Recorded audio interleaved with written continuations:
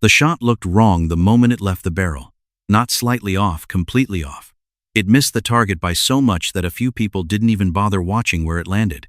The laughter came instantly, predictable, confident, certain. Because to them, the result was obvious. What they didn't see was what the shot was actually meant to hit. If you've ever been judged too early, type "wait for it" below. The military shooting range had the particular energy of a place where performance is public. There's no private failure on a range. Everything happens in front of people, every shot, every result, every gap between expectation and outcome. It's a space designed for assessment, which means it's also a space where reputations form quickly, where first impressions carry weight, and where the crowd's interpretation of what they're watching tends to solidify before the echo of the shot has fully faded. There were more observers than usual that morning. Some were there with purpose, running their own drills, waiting for a lane, moving through the rotation with the focused efficiency of people on a schedule. Others had drifted into the loose, unhurried posture of the interested bystander, present enough to watch without being committed enough to participate. It was the kind of crowd that forms organically in places where skill is being demonstrated, drawn not by invitation but by the simple human instinct to observe competition and form a verdict. She came in without announcement. Around 35, dressed practically, carrying nothing that identified her as anything beyond a person who had been handed a rifle and directed toward a lane. The framing around her arrival was casual to the point of being dismissive, not hostile, just the particular thoughtlessness of people who have already decided how the next few minutes will go. She was there to try. That was the understanding. The word itself carried the weight of low expectation. Try, not shoot, attempt, not perform. The rifle she was given was standard issue, adequate. She took position without rushing. That was the first thing, if anyone had been paying close enough attention. She didn't adopt the stance of someone nervous about being watched or someone eager to demonstrate that they belonged. She settled into the lane with a kind of patient, deliberate economy, every adjustment made for a reason. Nothing performed for the benefit of the observers. Then, the angle. She didn't center on the target the way everyone expected. The adjustment was subtle enough that most people wouldn't have caught it immediately, but it was clearly not an alignment toward the visible target downrange. Her head tilted slightly. Her position shifted by degrees rather than by the clean, obvious orientation of someone taking aim at the thing they were supposed to be shooting at. The crowd began to pay attention, not with the anticipatory focus of people expecting something impressive, more with the mildly confused attention of people watching something that doesn't match the available categories. She wasn't aligned wrong in the way that suggests incompetence. She was aligned differently in a way that suggested something, but nobody could immediately say what.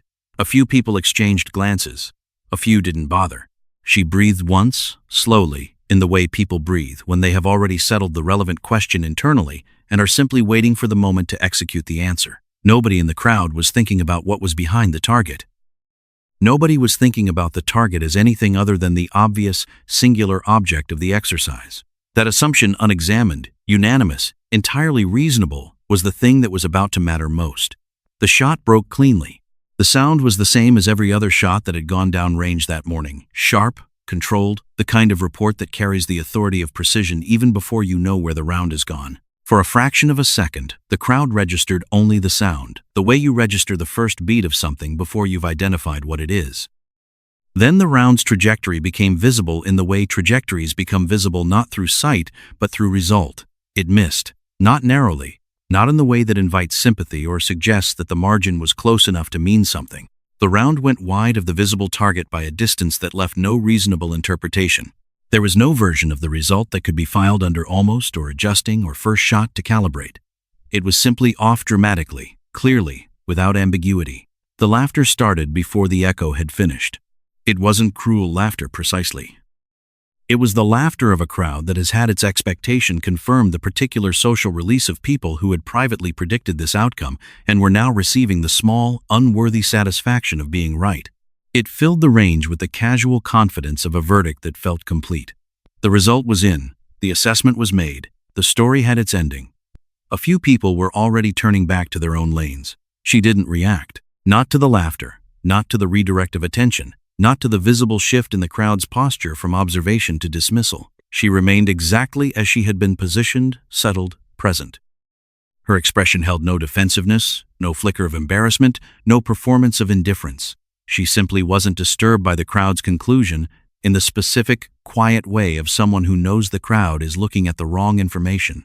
The biggest mistake isn't being wrong, it's thinking you've already seen everything. If you've ever judged something too fast, type too soon below. The silence from her made it worse, in a way for the crowd, not for her. Because when someone misses dramatically and then doesn't react, doesn't recover, doesn't do anything that fits the expected pattern of a person absorbing failure, the natural interpretation is that they haven't yet understood what happened, that the result hasn't registered, that the absence of reaction is itself a kind of confirmation of the misproof that she didn't know enough to be embarrassed.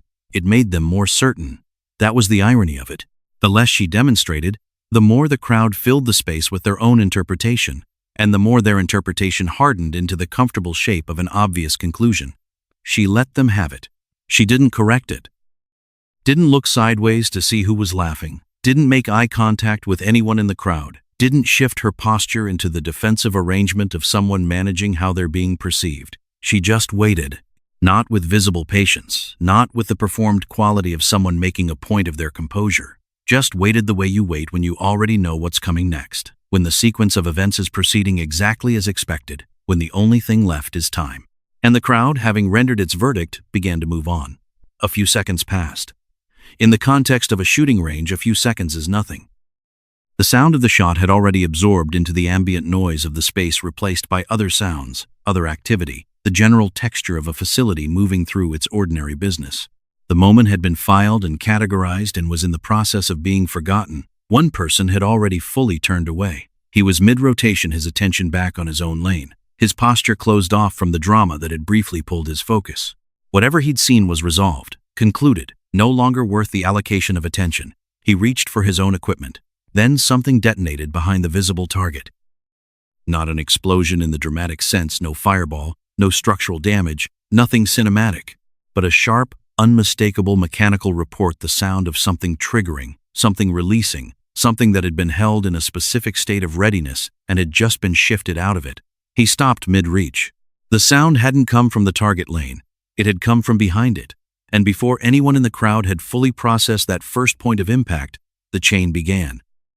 One trigger system releasing into another, a cascade of mechanical response moving through a connected series of pressure points, each one activating the next with the clean, sequential logic of something designed to operate exactly this way.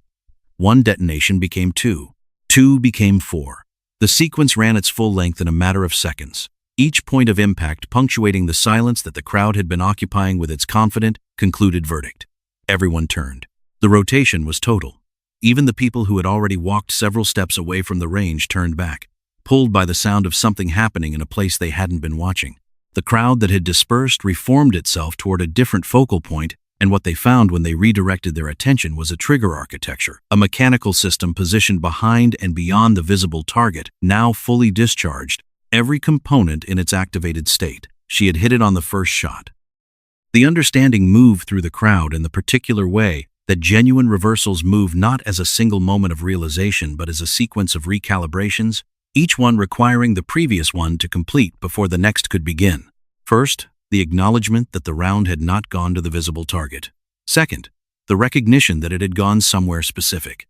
Third, the reconstruction of the angle, the position, the slightly unusual alignment that had confused everyone during setup.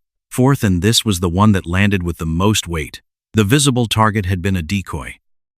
It had been placed there as part of the exercise, a known object in a known location, positioned with the specific function of drawing the observer's eye and holding it. While attention was fixed on the obvious target, the actual objective sat behind it, a trigger mechanism that required an indirect shot, taken at an angle that bypassed the decoy entirely, through a gap that was visible only from the precise position she had taken. She had been aimed correctly from the beginning. Every adjustment that had looked wrong, the angle, the alignment, the failure to center on the visible target had been right, not approximately right. Exactly right, for the problem that was actually being solved, which was not the problem the crowd had decided it was. She didn't look back at the crowd, didn't turn toward the reactions assembling behind her, didn't perform any version of the acknowledgement that the social moment seemed to call for. No small smile, no straightening of posture, no beat of held eye contact with the people who had laughed. She lowered the rifle with the same economy she'd picked it up with. She had known what she was shooting at. She had hit it. As far as she was concerned, the transaction was complete, and the crowd's revised understanding of it was not her responsibility to manage. Nobody asked how she did it. That was the telling thing, and it told something specific about the kind of silence that follows a real reversal, as opposed to the kind of silence that follows a surprise. A surprise produces questions. A reversal produces stillness, because in a reversal, the question you want to ask is inseparable from the admission that you missed something fundamental, and most people need a moment before they're ready to make that admission out loud. The crowd held its stillness. One person, not the one who had laughed the loudest, but one of the quieter observers, someone who had been paying the most careful attention throughout, walked slowly toward the target lane. He didn't go to the visible target first. He went past it, to the system behind it, and he stood there for a moment, looking at the fully triggered mechanism with the focused attention of someone reverse engineering a sequence they should have seen coming. He looked at the angle back toward the firing position. He looked at the gap in the decoy's placement, narrow, specific, requiring precise knowledge of its existence to use it at all. He didn't say anything. He came back to the firing line, stood for a moment, and then moved away with the particular quietness of someone who has just had their mental model of a situation corrected at a fairly fundamental level. She had set the rifle down on the rack. She picked up her bag. She walked toward the exit with the same quality of movement she'd arrived with, unhurried, self-contained, generating no narrative around herself that the room would need to process or respond to. She didn't deliver a line. She didn't pause at the door for the satisfaction of one final glance back. She had come to do a specific thing, she had done it, and the rest of the morning's obligations were elsewhere. The range behind her held the residue of the moment without her in it. The visible target still stood exactly where it had always stood. The trigger system behind it sat in its discharge state. The gap between them, the precise, deliberate gap through which a round had passed, at an angle that had looked like a miss to everyone watching, was visible now, though it had been visible before too, to anyone who had known to look for it. Nobody had looked for it, because everyone had already decided what the target was. Not every miss is a failure.